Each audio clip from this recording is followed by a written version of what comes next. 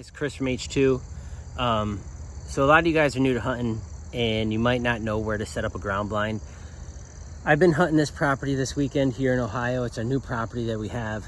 And I kind of realized some things. I'm going to put up a new ground blind. You can see it back there, Field and Stream ground blind. You can get them at Tractor Supply, 119 bucks. It's a good investment. It's movable, it's portable.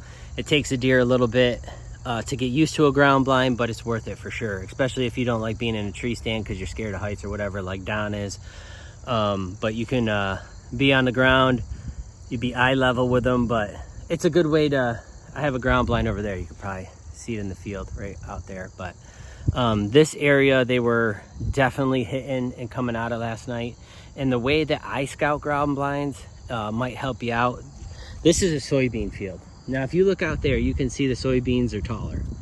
They're starting to brown up because it's time to harvest them, but they're taller. Now, if you look in here, all these soybeans, the tops of them are eaten. All that.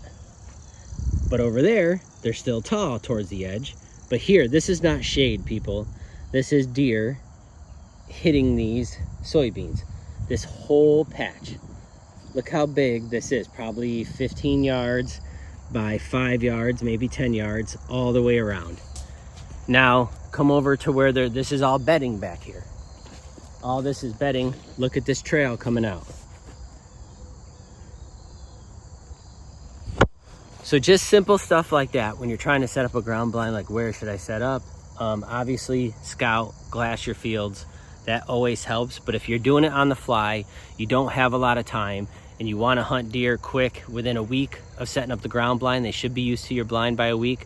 This is the best way to do it. As you can see, I got the ground blind set up. It's a 3-person ground blind. I'm going to leave the windows open. So when you guys buy your blind, you have to know that these things are going to have a new scent to them. Deer are going to smell it. They're not going to like it. It's going to take a little bit for them to get used to it. Obviously, it looks like a big bush to them, but it hasn't been here their whole life, so they're going to notice it. The reason I picked this spot, again, we have that area of beans, this area of beans that have been eaten, and then this area seems to hold water. That's why the crops did not grow there. I'm going to tell you one thing about deer in the rut. Bucks in the rut want to access water quickly. They're going to be tired out. They're going to be worn out. They're going to want food and water and bedding as much as they can. This is all bedding. Guys, look how thick and nasty it is.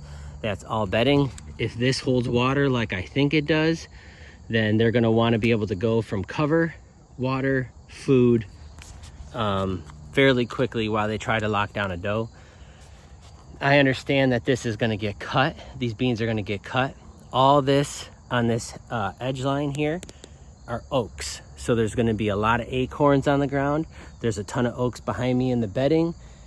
And even when they harvest, I'm in Ohio, I can put corn out. I'm going to put corn out. I'm not going to put a 700-pound pile that looks like the state of Montana, but I'm going to spread it and at least try to get those bucks when I come back during the rut to stop, graze on the corn. Remember, guys, in the rut, you're not hunting bucks, you're hunting does. So be as tactful as you can when you set up a ground blind. Obviously, I set this ground blind up super quick. It's not hard to set them up. $119. You don't want to fall out of a tree, dude.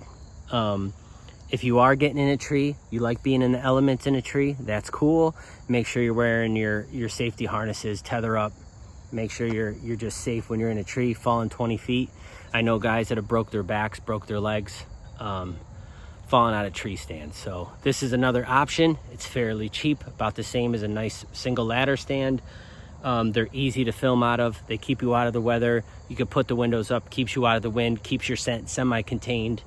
And it's just a good practice.